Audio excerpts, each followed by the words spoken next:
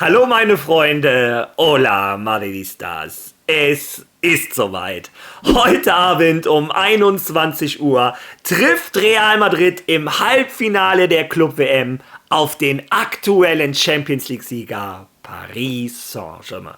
Und ich muss sagen, ich habe eine riesen Vorfreude auf das Spiel. Ich habe eine riesen Vorfreude auf den Watchalong. Ich hoffe, möglichst viele von euch begleiten mich heute Abend und wir können hoffentlich im Idealfall zusammen den Einzug ins Finale feiern. Das wird allerdings verdammt schwer. Auf der anderen Seite die wahrscheinlich zurzeit beste Fußballmannschaft der Welt, Paris Saint-Germain. Ja, über was reden wir heute? Natürlich über das Treffen der Giganten. Ich habe für euch die erwarteten Aufstellungen, am Ende mache ich auch meine Aufstellung. Ich habe die letzten Informationen rund um Real Madrid, denn gestern gab es im wahrsten Sinne des Wortes einige Turbulenzen. Ich kläre euch auf über die letzten Strafen für Spieler von Real Madrid. Die FIFA hat sie bekannt gegeben und zu guter Letzt ist gestern die Bombe geplatzt. Marca, AS, OK Diario, Fußball Insider und zu guter Letzt auch Fabrizio Romano bestätigen alle das Gleiche. Álvaro Carreras ist kurz davor, neuer Spieler von Real Madrid zu sein. Real Madrid und Benfica Lissabon haben endlich eine Einigung gefunden. Also, wie ihr hört, es wird auf jeden Fall ein interessantes Video. Viel Spaß dabei.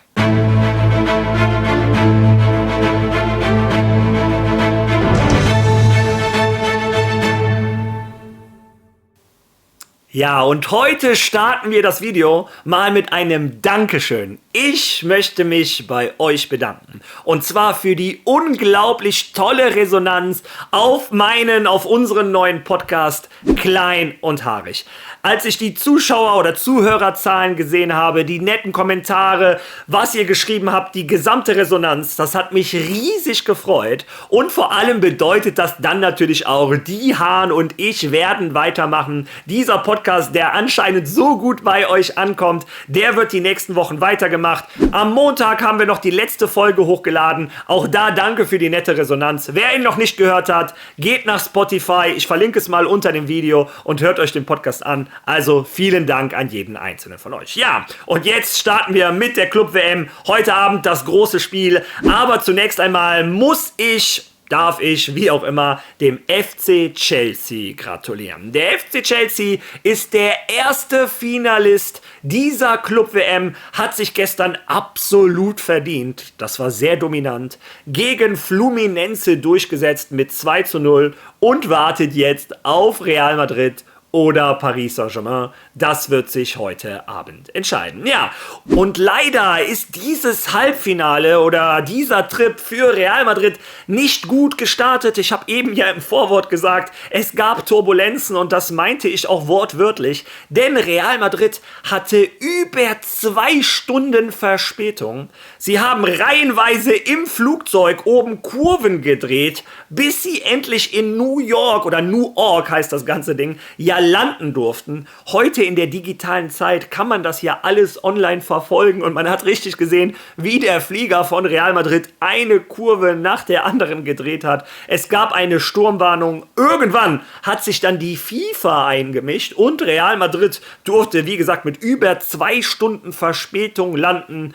Das hat dann logischerweise zur Konsequenz gehabt, es gab keine Pressekonferenz von Xabi Alonso. Die Spieler, die auch Interviews geben sollten, es werden ja immer 3 ausgesucht, sind auch direkt ins Hotel gegangen. Die sind heute um unsere Zeit 3:30 Uhr gelandet. Naja, inzwischen sind sie alle im Hotel, aber schlechter hätte der Trip ehrlich gesagt nicht starten können. Ja, und wenn wir schon mal bei schlechten Nachrichten sind, naja, mehr oder weniger, die FIFA hat die Sperre bekannt gegeben für Dean Housen. Wir wissen alle, gegen Borussia Dortmund in der 96. Minute leider eine rote Karte abgeholt. Leider ausgerechnet Dean Housen, diese Säule der Mannschaft in der Innenverteidiger, der so wichtig ist für den Spielaufbau.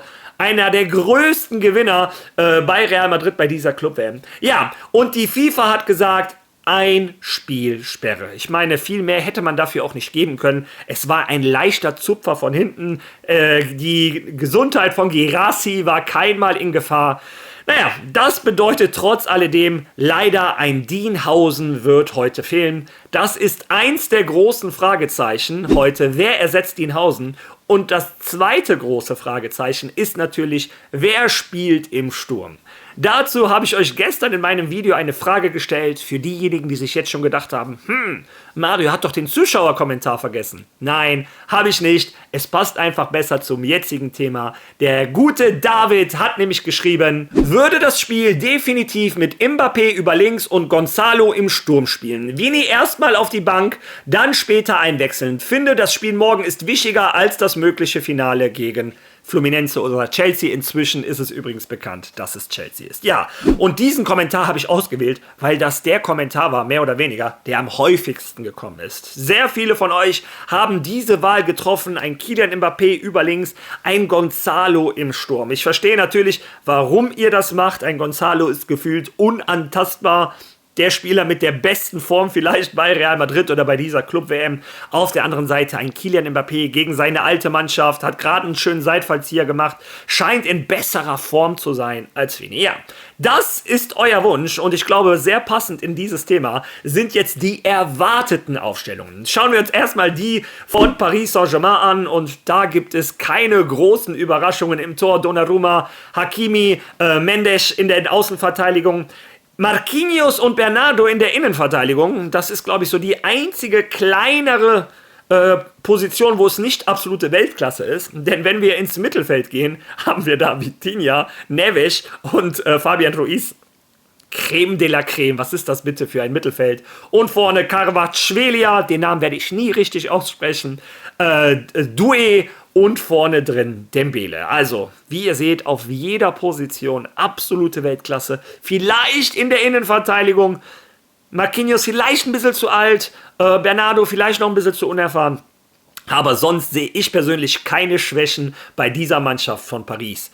Und auf der anderen Seite, Real Madrid soll anscheinend starten mit dieser Ausstellung. Wie ihr seht, ein Dienhausen soll ersetzt werden von einem Asensio. Und vorne ist das Fragezeichen, nicht ob Vini spielt. Das Fragezeichen, ihr könnt es selber sehen, ist ob Mbappé oder Gonzalo spielt. Ja, was kann man über dieses Spiel sagen? Wie ihr seht, von den Namen her glaube ich, dass Madrid Paris Saint-Germain nicht hinterhersteht. Im Gegenteil, ich glaube sogar von den Namen her haben wir etwas mehr Qualität. Das mag aber auch meine Real Madrid-Brille sein, das gebe ich gerne zu. Der größte Unterschied, den ich sehe, ist, ein Luis Enrique hatte 2 Jahre Zeit, diese Mannschaft einzuölen wie eine perfekte Maschine. Das Spiel im Champions-League-Finale werden wir so schnell nicht vergessen. Eine absolute Dominanz. Das macht Spaß, Paris zuzugucken. Die haben auch Atletico Madrid nebenbei aus dem Stadion geschossen am Anfang der Club-WM. Das Einzige, wo sie gestruggelt haben, war im Viertelfinale, obwohl sie haben gegen Botafogo 1-0 verloren. Aber das Spiel gewinnen sie von 100 Mal, 98 Mal. Diejenigen, die das Spiel gesehen haben, wissen, worüber ich rede. Ja, auf der anderen Seite, ein Xabi Alonso ist gerade am Anfang des Projekts. Er muss gerade noch seine Puzzleteile zurechtrücken. Er muss diese neue Mentalität, seine neue Spielweise in Real Madrid implementieren und das dauert. Madrid oder ein Xabi Alonso kann logischerweise nach 5, 6 Wochen noch nicht so weit sein wie ein Luis Enrique nach 2 Jahren. Also daher sehe ich den größten Unterschied und sehe Paris Saint-Germain leicht im Favoritenstatus. Aber auf der anderen Seite haben die Bayern im Viertelfinale gezeigt, auch ein Paris Saint-Germain blutet, auch ein Paris Saint-Germain ist schlagbar und ein Real Madrid hat die Fußballwelt schon mehr als einmal überrascht und deshalb sehe ich Madrid, formulieren wir es so, nicht chancenlos. Ich habe sogar ein bisschen den Glauben, dass wir es heute Abend schaffen. Ja, bin ich gespannt, was eure Meinung dazu ist. Lasst das bitte in den Kommentaren. Ja, und nachdem wir die erwarteten Aufstellungen gesehen haben, kommen wir jetzt zu der Aufstellung, die ich nehmen würde.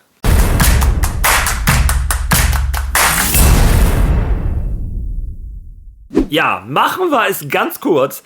Ich würde die genau gleiche Aufstellung von AS übernehmen, aber meine Wahl wäre Gonzalo. Und ich weiß, viele von euch sagen, ein Vini ist doch nicht in Form. Ein Kylian Mbappé gegen seine alte Mannschaft. Aber trotz alledem, Ein Gonzalo ist für mich erstmal unantastbar. Fangen wir damit an. Der muss auf jeden Fall spielen. Die Tore, die er macht, die Form, die er hat, die Kilometer, die er ackert. Er ist der Spieler mit den meisten Pressing-Momenten bei Real Madrid. Natürlich muss der spielen. Und an seiner Seite, was ein Vinny gut macht, ist ackern. Der ist in einem ganz anderen physischen Zustand als ein Kylian Mbappé. Ja, Kylian Mbappé ist vor dem Tor wahrscheinlich Stand heute gefährlicher. Aber ein Real Madrid muss gegen Paris ackern. Und das macht ein Vinny. Auch einer der Spieler mit den meisten Pressing-Momenten. Das dürfen wir nicht unterschätzen. Und außerdem, ein Vinny kann auch wie gegen Salzburg auf einmal einen guten Tag erwischen. Dann macht er 2 Tore und wir alle sagen, Vinny ist wieder zurück. Trotz alledem, ein Kylian Mbappé ist meiner Meinung nach körperlich noch nicht wieder bei 100%. Und gegen diese eingeölte Maschine würde ich nur Spieler bringen, die zu 100% fit sind. Deshalb würde Vinny meine Wahl sein. Ja, bin ich gespannt. Wie gesagt, was ihr zu meiner Meinung sagt, ich werde bestimmt in den Kommentaren gesteinigt. Ja, wie dem auch sei, kommen wir jetzt zum großen Thema dieses Videos. Auf einmal gestern Marca, AS, OK Diario, Transfergurus etc. Aus allen Ecken kam die Information, Real Madrid und Benfica Lissabon stehen kurz vor einer Einigung für Álvaro Carreras. Und gestern Abend dann die Information vom Transferguru Nummer 1, Fabrizio Romano. Er hat geschrieben, exklusiv, Real Madrid steht kurz vor einem Deal mit Álvaro Carreras. Rafael Obrador zu Benfica ist Teil der Verhandlung.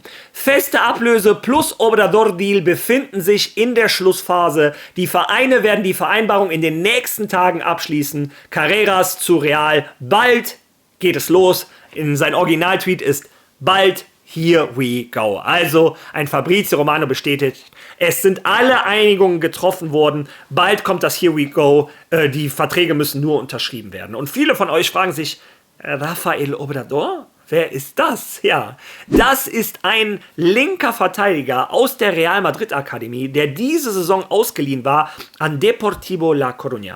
Der hat bei Real Madrid Castilla und in der A-Jugend überragend gespielt, ist pfeilschnell und ich ging immer davon aus, der wird der nächste linke Verteidiger von Real Madrid. Ich bin ein Riesenfan von diesem Jungen. Bei Deportivo La Coruña hat er auch eine sehr starke Saison gespielt, hat fast geholfen, dass sie noch wieder aufgestiegen sind. Ich hoffe, Deportivo La Coruña schafft es auch bald. Die gehören in die erste Liga meiner Meinung. Aber wie dem auch sei, Obrador geht nach Benfica. Ich hatte euch am Anfang bei den ersten Themen Álvaro Carreras zu Real Madrid damals gesagt, dass Benfica Lissabon Jugendspieler von Real Madrid im Deal haben möchte. Und Obrador ist anscheinend zurzeit der Auserwählte. Er wird nach Benfica gehen und Álvaro Carreras zu Real Madrid. Und wie gesagt, dieser Deal war eigentlich, ich habe auch nie meine Meinung geändert, er stand immer kurz vor dem Abschluss oder er war immer im Gedanken von Real Madrid. Real Madrid hat sich nicht davon blenden lassen, dass ein Fran Garcia eine super Club-WM spielt. Real Madrid weiß, du kannst nächste Saison 60, 70, wie viele Spiele auch immer, nicht mit einem linken Verteidiger spielen, der in dieses Konzept Xabi Alonso passt.